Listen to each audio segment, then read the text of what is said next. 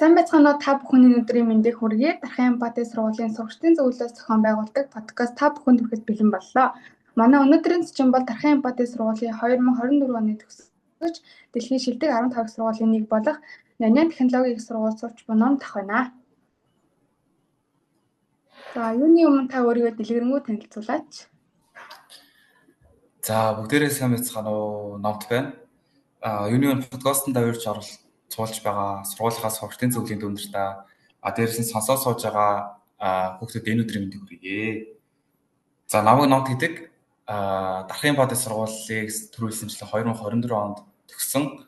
Анх 2019 онд Нурсултан багштай 8-ын Ж буюу одоогийнхоор 8-ын С ангид ирсэж ороод тэгээд сая өнгөрсөн хавар их цэцэрлэг багштай 12-ын Б ангийг төгссөн байгаа. За Наньян технологийн их сургуульд сурахаар шийдсэн гол шалтгаан нь юу байсан бэ? Гол шалтгаан. За миний хувьд яхаараа хамгийн том шалтгаан бол тэтгэлэг гэх юм уу? Тэр нь байсан. Миний хувьд за ер нь Азда сурыг гэж шийдчихсэн байсан гэх юм уу? 12 дугаар ангийнхаа нэг өглөөс нь ахуулаад за тэгээд гол зорж исэн сургууль нь маань ихэнх нь Хонконгт. За тэгээд Наньян руу болохоор за юуны магаад тэгээд ямар ч аплайдж байгаа тэгээд тэнцээд тэгээд ороод ирсэн. За тэр бол ихний шалтгаан. Хоёр дахь нь гэх юм бол их сургууль сурж байхдаа 3 дахь жил сурмаар байсан. Хятад хэл жоохон сонирхолтойсэн болохоор бас Сингапурыг сонгосон юм аа. Сингапурын боловсролын систем Монголынхаас юугаараа ялгаатай байна? Тэр талаар илүү дэлгэрэнгүй хуваалцаач. Боловсролын систем ер нь бол нэлээд өөр гэж хэлээ. Тэр нь юугаараа гэхээр одоо би их сургуулийн 1-р курс оюутан байгаа штэ. Тэгж яхад яг адилхан 1-р курст байгаа Сингапур локал эрэгтэй хүмүүс нь дандаа 21-22 настай хүмүүс байж байдаг. Тэрэнд яагаад гэж байгаа вэ гэхээр одоо тэр боловсролын системийн ялгаанд нь байгаа юм л та. Энэ болохоор primary school буюу бага сургууль, дунд сургууль гэж төгсчингүүтлээ. Ардаас нь хүүхдүүд нэг бол junior college юм уу, polytechnic college гэх коллеж сурд юм билээ. Эрэгтэй хүүхдүүдийн хувьд болохоор энэ хоёрын айлтгийг сурч төгснөхийн дараа цэргийн албаа заавал хаадаг. Энд тэгэхээр хөвгүүд нь ер нь дунд сургуулаа төгсөж яваа дахиж 2.5 жил коллеж сурчаад 2 жил цэргийн алба хагаад тэгээд их сургууль орж идэг. Ер нь доотлолтой 21-с 22 настай хүмүүс байж идэг. Охтуудынх нь хувьд гэх юм бол 19-20 орчим настай их сургууль хэлсэж идэм байлээ. Насны хувьд гэх юм бол ялгаа нэг тийм юм байна. Хоёрдугаар гэх юм бол элсэж орох шалгуур нь жоохон өөр юм шиг санагдсан. Одоо манай Монголд бол Яш гэдээ орчдөг штэ. Энэ болохоор их сургуульд Кембрижийн A-level өгд юм билээ. Ер нь коллеж сурж байгаа гол шалтгаан нь A-level-ийг бэлдэх. Гэхдээ энд A-level за Кембрижийн A-level гэж хэлэх зөв үгүйг нэгсэн мэдэхгүй байна. Ямар ч сан Сингапурын A-level гэдэг тустай юм билээ. Яагаад гэвэл гэсэн чинь Британий Кембрижийн A-level-ийн шалгалтыг Сингапур хүүхдүүд хийгээ бүгдээр аяга өндрөө наваад гэсэн болохоор тусдаа тийм гүнзгийрүүлсэн A-level шалгалт өгч тэгж эсэж орд юм билээ. Миний ажилласнаас бол ямар ч байсан нэг ийм хоёр ялгаа байсан. Наньян сургуульд ингээд өглөө өгөхөөр бодож байгаа зөвлөж байгаа хүмүүсээс байж магадгүй. Тэгэхээр яг та одоо ингээд сургуулаа экзамдад ч юм уу ингээд давуу талыг нь сурчилж хэлээч.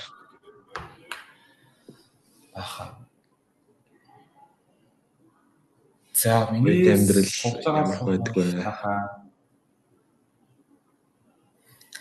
Оюутны амьдрал эрхлэн хандах.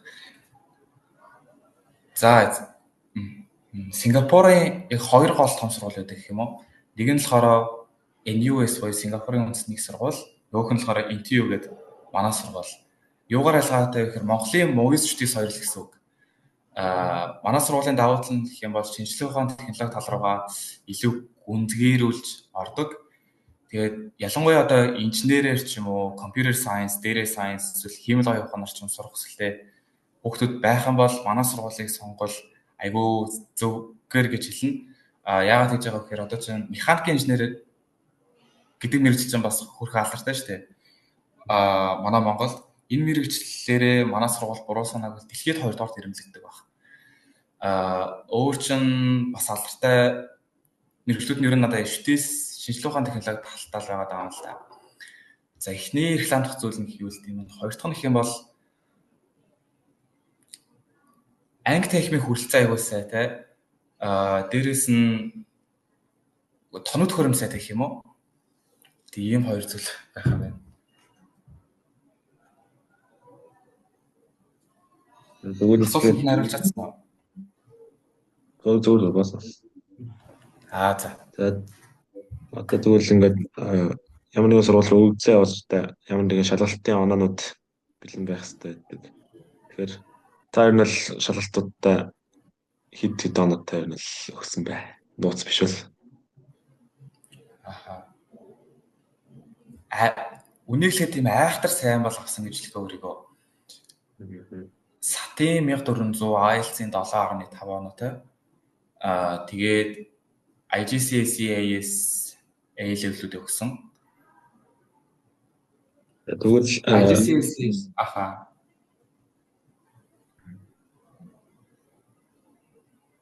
одоо сата IELTS бэлтгэхэд юм бол хамгийн хэцүү, хамгийн үр дүнтэй арга нь яг юу байсан бэ таны хувьд? Яаж сата 1400 оноо хэрхэн IELTS-ийн 7.5 авсан бэ гэх юм уу? Ямар нэгэн гадуур сургуультад хамрагдаж байсан уу? За саттаа бол би 100% өөрөө бэлдсэн. IELTS-та 95% өөрөө бэлдсэн гэж хэлэх юм уу. Би хоёулын энэ 12 дугаар ангийнхаа намар өгсөн байхгүй. Ер нь жоох орой өгсөн. Хүүхдүүдэд зөвлөх юм бол жоох их төгөл зүгээр. Тэгээд 11 дугаар ангийн 100 хичээлээс гадуур үйл ажиллагаа айгүйх олон ажлуудаа байгаас учраас яг хичээл авахын өмнөхөн нэг IELTS-ийн сургалтанд 2-7 хоног явсан. Гэтэ нэг хальт сэргэн санах байдлаар явсан нэг тиймэрхүү. Тэгээд тип гэх юм бол IELTS-ад хоёр ч өөрөөсөө ер нь стандарт шалгалтчтэй. Сатын хувьд гэх юм бол манай монгол хүмүүс математик дээр нь бол амархан өндөр оноо авдаг. Тэгэхээр та бэлдэх стратеги гэх юм бол за математикт ямар ч 800 авъя гэж зориул. Англи дээр яаж игээд 600-аас дээш оноо авъя гэж зориул зүгээр ах гэж бодсон. Би болохоор англи хэл дээр нь төлхөө бэлдэж таа өгсөн. Тэгээд англи дээрээ 630, мэт дээрээ 777 оноо авч исэн.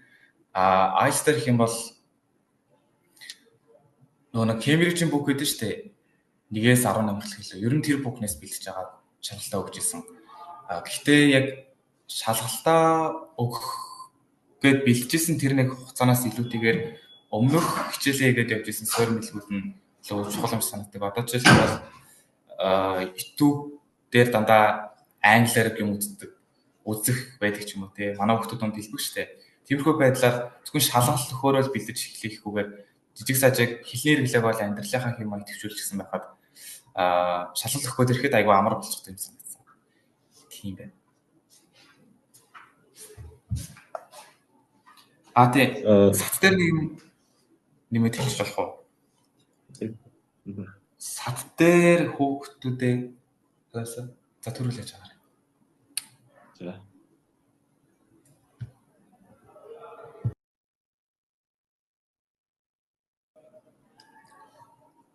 За. Манай байрны харуулах орж ирж байна. Сат дээр нэг зөвлөгөө гэх юм бол хайхтай маш сайн биелэх хэрэгтэй. IELTS дээр бол нэг IELTS бүртгүүлсэн чинь дараа давхар нэг Gel IELTS гэдэг лөө нэг сайт ирэх өгчдөг. Тэр хоёр бас ер нь илүү билүү зүгээр юм санагдсан. Бас хүүхдүүдийн хувьд анзаараад байхад жоохон тулгамдаад ирсэн үедээ хаанаас ч хамаагүй интернетээс Google дээр ямар ч хамаагүй материал ажиллаад байдаг юм шиг харагдсан. Тэр нь бас жоохон буруу байх. Ягаад тэгэхээр аль бисний газраас нь гаргаж байгаа тиймэрхүү материалуудыг эртнээс төлөвлөөд тэг бүгднийг нь хайн хийгээд дуусчихгүй хүн шиг гамнаад багаар жоохон стратегтэй төлөвлөөд хийгээд явбал зүгээр ах гэж бодож байна. Тэгэхгүй одоо IELTS дээр ихэд нэлийн хүнд номнууд байдаг шүү дээ. яг тэд нарыг хийж байгаа за би чадахгүй маань хаяа гэд явж байгаа хүмүүсээ бас таарч ирсэн. Тэгэхээр аллах тэр аль биесны материалыг наашлаарай гэж хэлэх юм байна. Тэгэхээр сургуультай явуулсан ингээд application process өргөдлийн материал байгаа шүү дээ. За. Тэндээс одоо яг юуг нь илүү их чухалж үзэх хэрэгтэй байна. За дан шалгалтын оноо юу эсвэл ер нь аль нь ингээд илүү хэрэгтэй юм шиг санагддаг бай. Гэрэл анхаарах хэрэгтэй. За миний яг одоо туршлага дээр үндэслээд хэлэх юм бол 100% чиний хаашаа аплайдж байгаагаас шалтгаална. Одоо жишээлх юм бол Америк руу бол та баг бүгдээрээ л мэдж байгаа хэрэг. Хичээл гадарх үйл ажиллагаа маш чухал. Баг шалгалтын оноодоос илүү тэр хичээлийн бус цагаар юу гэж өнгөрүүлдэг вэ? Тэгээ хувь хүн чинь ямар вэ гэдэг чинь эсээгээр чинь дамжуулаад өгнө гэдэг ч юм уу. Тэрхүү зүйлийг бол баруун тэр дундаа Америк төлөө чухалж авч үздэг. Харин эсрэгээр Азийн одоо миний яг зорж аплайж хийсэн Хонконг, Сингапур гэдэг газрууд руу болохоор хичээл гадарх үйл ажиллагааны хэслүүдээр академик чадварууд илүү их хардаг юм шиг санагдсан. Тэгэхээр хэрвээ чи Америкт Ivy League ч юм уу, Ivy League-ээс бусад одоо том сургууль, MIT, Stanford, UC Berkeley ч юм уу тэр сургуульд орохыг хүсэж байгаа юм бол хичээл гадарх үйл ажиллагаа эсэн дээрээ анхаарах хэрэгтэй. Харин Аз тал руугаа одоо Аз хаан том сургуулиуд сурья гэж бодож байгаа юм бол шалгалтуулаас гадна олимпиадын амжилтуудаа сайн гаргах хэрэгтэй юм санагддаг. Тэр нь аль болох нэг тийм улсын спорт цаашлаад олон улсын дэлхийн янз бүрийн олимпиадад оруулаад шагналтай байх юм сэтгэлэг авах магадлал нь илүү нэмэгдээд ирд юм лээ гэж ажигласан. Гэтэ мэдээж ихсээ болж бол миний яг явуулсан интервьюгээс бол эхлээд бол ихсээ шаардаагүй.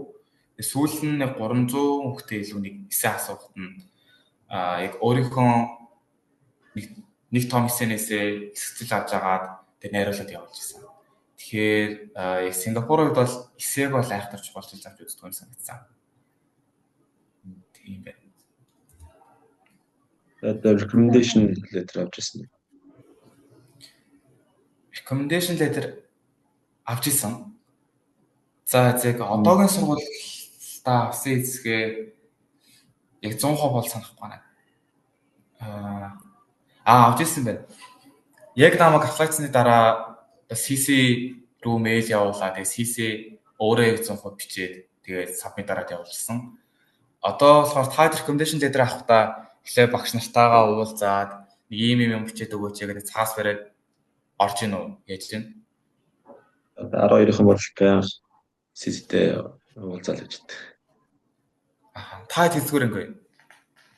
Бид нар банк одоо IG-д бэлдээд явж RFT.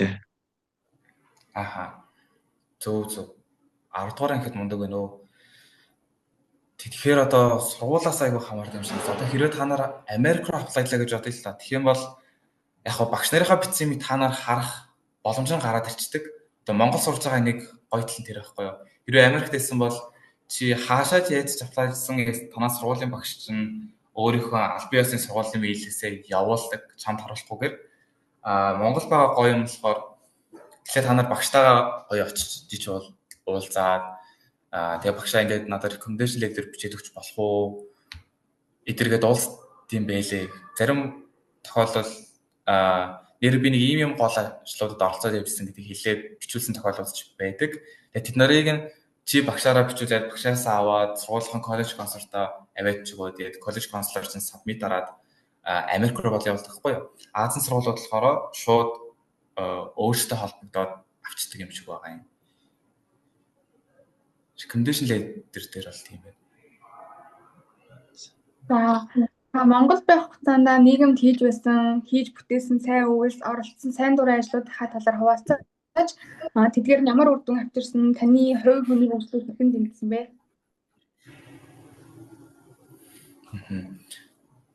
Монгол байх хугацаанд би хүүхдийн оролцооны байгууллагууд байдаг шүү дээ. Тэд нарт ажиллаад явж байсан. Тэрэн дундаа хамгийн одоо урт хугацаанд гэх юм уу ажиллаж байсан болохоор Монголын хүүхдийн зөвлөгөө байгууллага байдаг 21 аймаг гэсэн дөрвөн салбартай анх 22 онд аймагтаа гишүүнээр нислэж ороод тэгээд аймгийнхаа тэргүүн болоо дараа нь үндэсний хэмжээд нарийн бичгийн дараагаар ажиллаж исэн.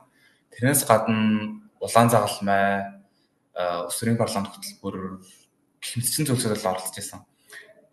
Миний хийгээ явж байсан гол одоо зорилго чиглэл нь байсан байх гэхээр хүүхдийн дуулах шийдвэр гаргах түвшний хүмүүст хүргэе. Тэдний оролцоог нь хангая гэдэг гол зорилготой байсан. Энийхээ хүрээнд одоо жишээлбэл хандив аян өрнөлөх ч юм уу засгийн газрын ордон одоо янз янзын уулзал чуулган зөвлөгөөнд одоо хүүхдүүдэд төлөөлж оролцох аль эсвэл олон улсын хэмжээний одоо төслийг Монгол хэрэгжүүлэхэд нь одоо гар бие оролцож ажиллах гэдэг ч юм уу. Тиймэрхүү ажлууд хийдэг байсан. Үр дүн бол мэдээж би.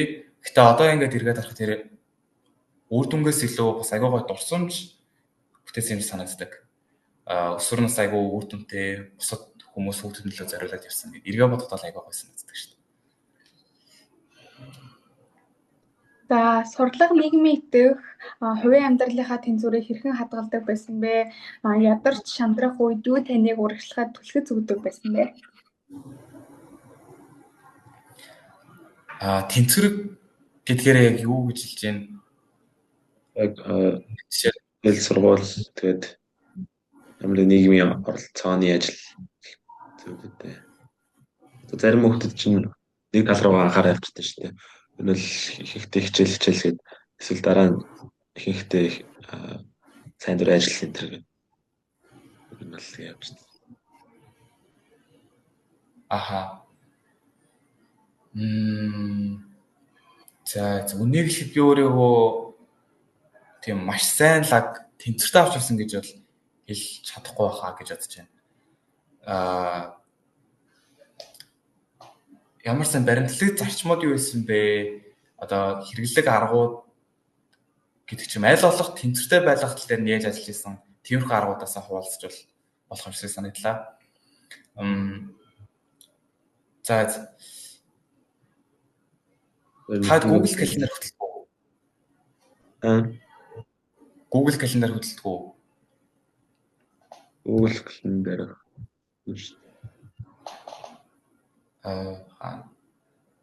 Яг 11 12 дугаар ингээд ороод ирэхээр арай бүрээ хэргэн гараад ирэх баг. Хөтэлдэг гэж бас нэг хүүхд хэлж байна те. Мундаг байна. За би болохоор Google календар дээр гол ажлуудаа зоогоо тавьчихдаг байсан. Дедлайнуудыг нэх юм уу? Одоо жишээ нь тэр сургууль руу аппликейшн submit хийх, ардаас нь recommendation letter явуулах, эргээгээд одоо юу гэдэг чинь говьруу сургуулиар тэдний өдөр явах хэрэгтэй. Эсвэл дархан тэгэхээр одоо ийм тийм ажлууд хийн гэдэг ч юм уу. Яг гол дедлайнуудаа зоож тавиад тэгээд тэрэндээ бүх юмаа багтааж хийх гэж одоо хичээдэг байсан гэх юм уу. Миний хувьд яг цаг минутаар нь төлөвлөхөөр л ажиллах юм байлээ. Хоёрдугаарт хэрэглээс арга гэх юм бол 80-20-ын зарчим гэдэг нэг юм байдаг юм байлээ. Тэрийг нэг би саяхан л нэг юм уншиж байгаа мэдчихсэн. Тэрний юу гэхээр чиний хүрч байгаа үр дүнгийн чинь 80% нь хийж байгаа зүйлээ чинь 20%-аас гарч ирдэг гэдэг. Тэгэхээр миний болохоор одоо ялангуяа өнгөрсөн хавар би гинт яшхөр болоод одоо нийгмийн яш за бараг 0-аас нь гэх юм уу да за нэг 50%-аас ч юм уу билээд эхэлж байгаа байхгүй юу. Гэхдээ одоо гол контентуудыг нь орж ирдэг агуулгуудыг нь харж агаад тэднээс их хэлээд бэлддэг ч юм уу. Аль эсвэл IELTS-та бэлтгэхдээ яаж дундаж оноогоо бүүслэх вэ? Тэгэхээр миний хувьд болохоор listening reading-ээрээ бүүслэх байсан. Тэгэхээр за ямар ч сан миний нийт одоо тэр үр дүнгийн одоо хүрч байгаа сайн авмаар байна. Тэр сайн онооны маань оноонд хүрэхэд бол энэ хоёр чадвар намайг дээш нь татна. Тэгэхээр энэ хоёр дээрээ гол анхаарлаа хандуулаад тэгээ бусдыг нь ерөөхдөө жиг даваад яв гэдэг ч юм уу. Иймэрхүү байдлаар ажиллаж исэн гэж хэлэх юм уу да. Асуултанд нь хариулж чадав уу? Тэнд ингээ ядарч шантаж байсан үе байгаа юу? Ер нь байгаа шүү. За нэлээ байдаг баг. Байгаа. Тэр үедээ яадаг байсан бэ? Юу уршлагад түлхэж өгдөг вэ гэдэг чинь шүү дээ. Ерөнхийд нь дотроос гаднаас гэд хоёр ангилж болох юм. Гаднаас гэх юм бол мэдээж гэр бүл их юм байна. Надад найздаг тусалж дэмждэг багш нар маань байна. Найзууд маань ах トゥ нар байна гэдэг ч юм уу. Тэднэрийгээ бодохоор мэдээж айгүй хурам авдаг. Дээрээс нь үлгэрч авдаг хүмүүс байдаг шүү дээ. Одоо миний хувьд яг 10 дугаар ангид их та нарын үед болохоор айгүй инспирэшн авдаг хүмүүс болохоор Жанцаа гэдэг ах байдаг байсан. Физиктэй айгүй сайн. Та тийм зарим мэддэг байж магадгүй. Мэддэг юм. Тэрнээс гадна одоо ингээд үлгэрч авдаг хүмүүс байгаа шүү дээ. Яг шамсрахад ирсэн үедээ энэ хүмүүс миний оронд байсан бол юу хийсэн болоо гэж боддог байсан. Дотроосоо гэх юм бол өөрөөсөө одоо инспирэшн авах юм шиг шаашаа. Ямар шамсрахад ирсэн үедээ өөрийнх нь зүгээс яаж арах хэмжээ авдаг байсан бэ гэхээр нэгдүгээрт зүгээр унтчихдаг байсан. Унтаас ирэхээр цаанаасаа бүх юм агай гоё болчихдаг. Хоёрдугаар гэх юм бол одоо өнгөрснөө дурсдаг байсан гэх юм уу? Өмнөх одоо гой дурсамжуудаа бодоод тэгэхэд би одоо сонсч ирсэн хөгжмөө боддог ч юм уу тий. Яагаад ч та нарт тэгдэг вэ? Тэг санагдахгүй гэсэн мэдгүй. Тэгэхээр надад бол яг тийм жоохон байхдаа илүү тийм амбицтай, нэг тийм хүсэл мөрөөдөлтэй юу гэж хийчих гэдэг байсан санагдах байхгүй юу? Яг тэр үе бодоод тухайн үедээ яаж хичээж исэн, ер нь яагаад би энэ зүйлийг анх хийхээр шийдсэн билээ гэдэг зүйлүүдээ бодоод тэгээд нэг хэсэг цэцэрлэг авч аваад ирээ босгоод айгуугаа хэлсэн байдаг. Миний бодлоо. Тэгвэл ингээд энэ бол юуг хамгийн ихээр алдаж, юуг хамгийн ихээр олж авсан гэж боддог бай амьдралдаа. Алдаж олж авсан зүйлүүдээ олж авсан зүйл. Алдсан зүйлүүд нь арай их байх гэж бодож байна. Одоо миний хамгийн их алдсан зүйл болохоор нойр гэж хэлнэ. Ер нь 11 дугаар ангиас ах болоод 12 дугаар анги амар хүртэл ер нь жоохон нэлээд нойр багтай явжсэн чинь 12 дугаар анги хавраас хуулаад унтяагаад унтаж чадахгүй, босяагаа босч чаддгүй тийм болсон байсан. Тэр асуудал хүртэл яг их сургууль орсны дараа яг эхний нэг сар бол нэлээд бас жоохон зовоосон. Шөнө ингээд 2-3 цаг ингээл унтаж чадахгүй байдаг ч юм уу. Тэгсэн ядраад байгаа гэдэг мэддэг хэрнээсээ тэрнээс болоод энэ цаашаага одоо хичээлийн перформанс нөлөөлнө, одоо анхаарах төрөлх чадвар мөрсөргөөр нөлөөлөх ч юм уу. Олж авсан зүйл гэх юм бол хичээлээс гадуурх одоо янз өсвөр үеийнхний тийм клуб хүүхдийн оролцооны байгууллагад ажиллаад явж байхдаа өөрийгөө айгуух таньж мэддэг юм санагдах хүүхдүүд би юунд дуртай, юунд дургүй, хүмүүстэй яаж харилцах вэ, яаж хүнтэй ярих вэ гэдгээс хавуулаад яаж их ажлыг бага цагт амжуулж болохоор байна гэдэг ч юм уу. Тиймэрхүү айгүй олон зүйлийг өөрөөсөө ажиглаад бус хүмүүсээс орон зэрэг аваад сурч мэдэж авдаг юм санагддаг. Тэднэр нь одоо миний хамгийн том олж авсан зүйлүүд юм болоо гэж бодож байна.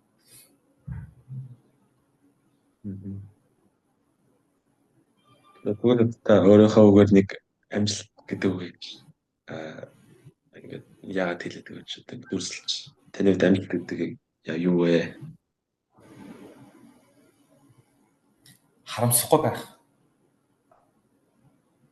Харамсахгүй байх. Харамсахгүй байх гэж хэлэх юм уу? Хүн болгол өөр ингэсэн хүсэл мөрөөдөлтэй, өөр ингэсэн зорилготой, өөр ингэсэн потенциал чадвартай байгаа шүү дээ. Тэднэрээрээ хийж бүтээг чадах байсан зүйлээ залхуурснаасаа болоод ч юм уу, аль эсвэл аар сархан зүйлээс болоод эвдэж хаяад эргээс үл нь юу ч хийж чадахгүй харамсаад очихгүй байвал ер нь амжилттай байна гэж хэлнэ. Миний бодлоолаа. Одоо түрүү тийш ингээд спорт айгуу тэгээд ямар нэгэн эхлүүлчихэд прогресс хийхгүй бол залуурчдаг. Тэгээд одоо ингээд ямар нэгэн сургамж байгаа юм ингээд үнийг давах гэх юм.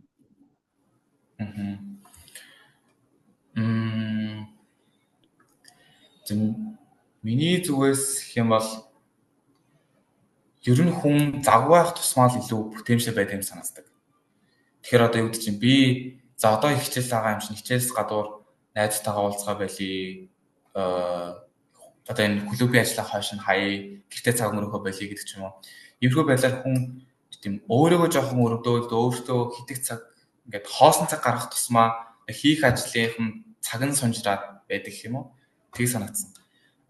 Тэгээд яг хоо тэгээд юмыг хойшлуулад байх шалтгаанс олон байна л да. Зөвхөн юу гэж чадахгүй болохоор юм хойшлуулдаг. Бүхэн чадах байсан гэсэн тэгээд хүсэхгүй болохоор бас хийхгүй байж болно. Тэгээд гадагшаага яг материалын явуулах гад эсэгээ бичиж байхад одоо энэ тэнд YouTube-ээс Instagram-аас янз бүрийн сургалаас ч юм уу гээд зөвлөгөө авч байгаа шүү дээ. Тэгэхэд өөрийнхөө тэр яагаад гэдэг асуултанд хариул гэдгийг нэлээд сонсч ирсэн. Тэгээд яг яагаад шалгалт өгөх гээд байгаа юм, яг яагаад би клубийнхаа энэ ажлыг хийх ёстой юм гэдгээ ойлгоцсон хүн цаанаас нэг тийм хүн бойл гэсэн ч болохооргүй цаашаа яваад байдаг байх гэж бодож байна. Тэгээд ер нь хүн дуртай юмдаа цагаа гарна. Үнэхээр хүсэж байгаа зүйлдээ хооллохгүй нойргүй байсан ч яаж игээл амжуулаад явчихдаг шүү дээ. Одоо энгийн жишээ авахад видео тоглоом уцаарах тоглоом хүүхдүүд мэдхүү. Яагаад тэгж тоглоод байгаа юм гэхээр дуртай болохоор л тоглоод байгаа байхгүй юу. Үнэхээр хичээлээ дургу, клубд явах дургу байсан ч гэсэн тийм үнэхээр за би заавал хийх ёстой гэдгийг мэдчих юм бол if you can fake it you can make it гэдэг үг байдаг шүү дээ. За би үнэхээр чин сэтгэлээсээ сонирхож байна. Чин сэтгэлээсээ дуртай байна гэд өөрийнхөө дахиад жоохон хуураад 70 нуртаа оруулах юм бол бас гээд дуртай хүн шиг явчих болдог юм шиг санагдсан. Одоо танд ингээд энэ зөөрийн зорилгочнууд юу бол ирээдүйд хийж үтээ гэх юм. Оройн зорилго Тийм. сайн гоё дадлага ажилт хиймээр энэ да. Их сургууль орол гоё төгсчдөг юм байлээ. Их сургууль орсохоос төгсөх нь хэцүү гэдэг шиг. Сингапурт бол нэлээд өрсөлдөөн тий. Нэг жижигхэн газар нэг түн бомон бужигнаад аюу өрсөлдөөнтэй газар нэг survive хийгээд сайн ажилд орох хэрэг хүсэж байна. Ойрын ирээдүйд гэх юм бол 2-3 дугаар курстэй заавал дадлага хийх хэрэгтэй байхгүй. Тэр хоёр доо сайн компанид энэ дадлага хийх нэг тийм зорилготой байна да. Ойрын ирээдүйд гэх. Тэр нь манай митингийн цаг маань бол 2 минуттай байна л та. Тэгэхээр тань ингээд ингэж хандж хэлэх үг юм л үг байгалаа. Одоо үзэж байгаа хүмүүстэд зориулаад уу? Тийм. За хандлага чухал шуул гэж хэлэх юм уу? Хандлага бас дахин хандлага хааж исэн чинь хандлага 100-аас илүү хувь одоо тийм чухал байдаг. Одоо миний ажилласан хүүхдүүд яагаад чи юм хийхдээ айгүй ялархаж хүлээж аваад байгаа юм санагдав. Хичээлээ хийхдээ ч юм уу эсвэл нэг өөрийнхөө төлөө хийж байгаа юм дээрээ. Гэтэ come on bro чи одоо хичээл хийж байхдаа шаналж ивэл тийм юм дээр ялгарч ивэл харин чиний амьдрал хамаагүй жаргалтай байгаа байхгүй юу. Тэгэхээр нэг тийм эрэг хандлагатай өөрхөн төлөө юм хийж байгаа бол чин сэтгэлээсээ хийждэг. Тэгээ зөвхөн хичээл ном дээр нэг амжилтан дээр ярихдаггүй шүү дээ. Сургууль дээрээ харуулгатайгаа мэдлэг үйлчлэх хичээл амжилттайгаа мэдлээд нэг 2-3 өсөлчдөг. Тийм байгаас л гэж хэлмээр юм байна да. Дандаа юм хэлчихсэн сая. За одоо ингээ манай митинг маань дуусчихин. Тэгээд өнөөдрийн ярилцлагаас би тэгээд энэ бол олон чухал зүйлсийг сонслоо. Номдох маань ингээд өөрийн туршлагаасаа олон үнэтэй зөвлөгөө өглөө. Тэгээд бидний подкастыг сонсон та бүхэнд баярлалаа. Бас номдохтаа баярлалаа.